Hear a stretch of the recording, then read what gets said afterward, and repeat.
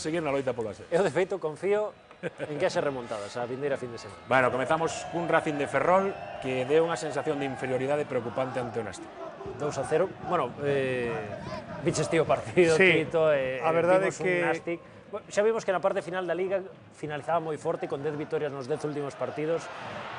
Non, o rival que lle tocou ao Racing de Ferrol, a verdade é que ahora mismo un equipo lanzado, non? Dos cuartos é o mellor cuarto. Sí, no, coa racha final de 34 de 36 puntos posibles.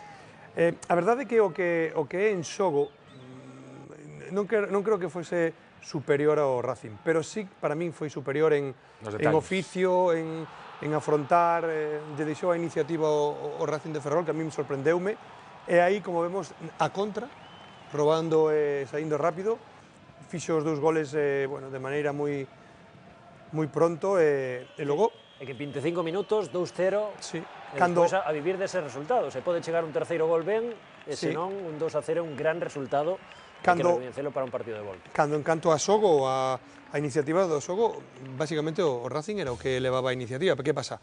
Que o Nástic deixou facer e aproveitou moi ben as saídas e cada saída foi gol. Sí, hai que escoitar o que dicía Aira, o adestrador racinguista, o remate do partido.